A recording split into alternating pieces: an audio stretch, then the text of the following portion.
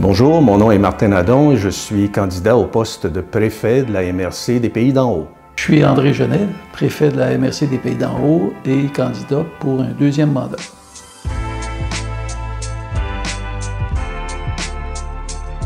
Il est très important que les gens s'intéressent à ce que passe à la MRC, puisque la MRC obtient de plus en plus de responsabilités de la part du gouvernement et également des municipalités locales. Par exemple, tout l'aménagement du territoire, c'est-à-dire là où on installe les zones urbaines, les parcs, les milieux commerciaux, les zones commerciales, c'est décidé par la MRC.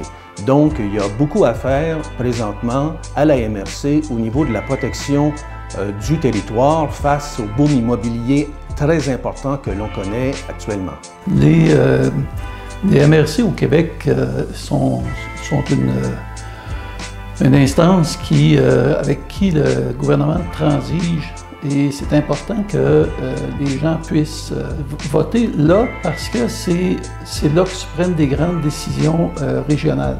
C'est là que se créent les schémas, c'est là que se créent des dossiers. Prenons le dossier du centre sportif.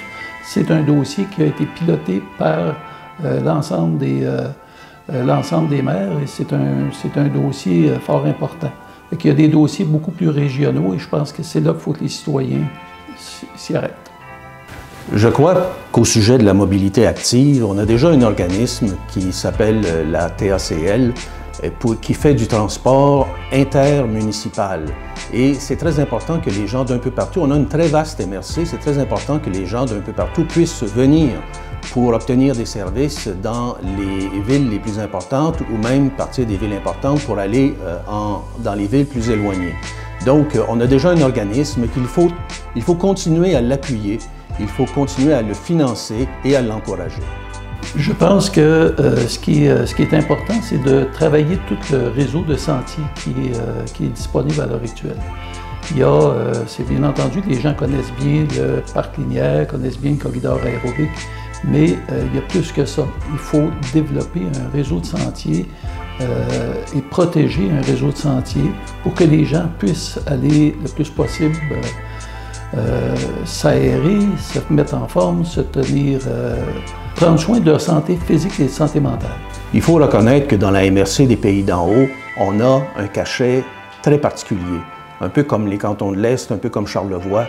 Les Laurentides est une des plus belles régions du Québec et les Pays d'en Haut font partie des Laurentides. Donc, il faut vraiment la développer, bien sûr, mais pas tout azimut. Il ne faut pas un développement effréné.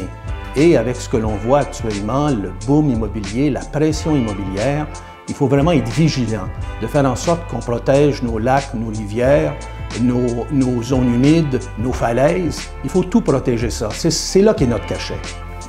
La région des Pays d'en Haut, c'est un lieu que les gens ont investi. Il y a des gens qui sont là, qui sont natifs des Pays d'en Haut. Et il y a une grande richesse culturelle, mais il y a une grande richesse aussi, comme je disais tantôt, au niveau de tous les sentiers, des activités de plein air. Comment est-ce qu'on peut réussir à préserver ça, à concilier tout ça? C'est un beau défi parce qu'il y a beaucoup de gens qui viennent dans les Pays d'en Haut et souvent les gens vont se sentir envahis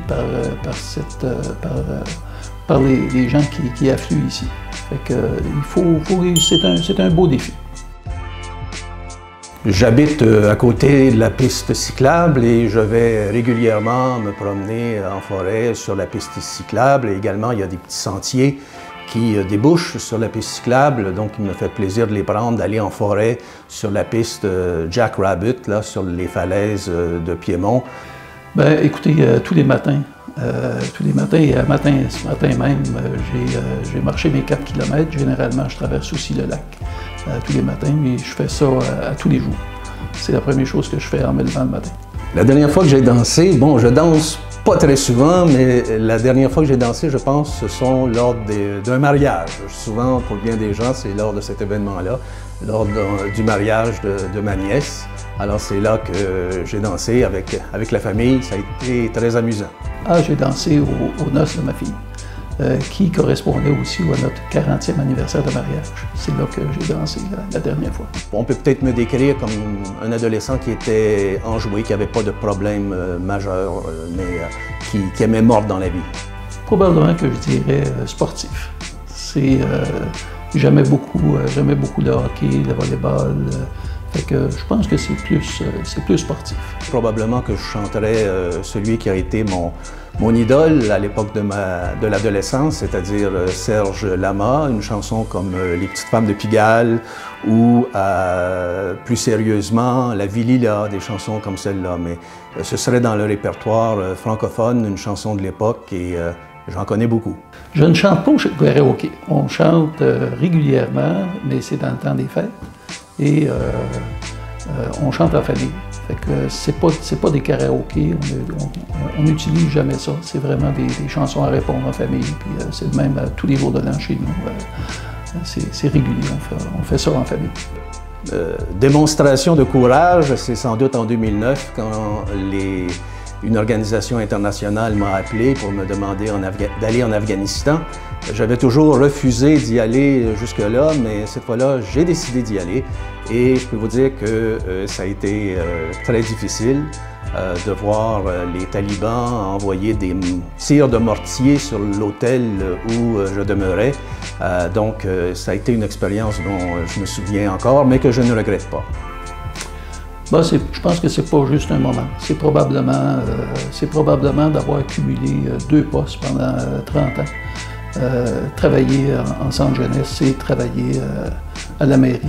Cumuler ça pendant 30 ans de temps. Ça a demandé pas mal de courage. Je ne vis pas avec des remords à un certain moment de ma vie d'avoir eu un grand manque de courage. Toutefois, comme tout le monde, j'ai probablement mes petits manques de courage dans ma vie quotidienne. Et rien d'assez important pour que je m'en souvienne, mais évidemment, je suis, comme tout le monde, un pauvre pêcheur, et puis probablement que j'ai eu des petits manques de courage, mais de gros importants que je regrette et dont je me souviens, non, j'en ai pas en tête. Probablement, quand je faisais ces 2 jobs-là, qu'on m'a demandé aussi de poursuivre mes études, j'ai manqué de courage dans le sens que je n'ai pas continué la maîtrise que j'avais commencée.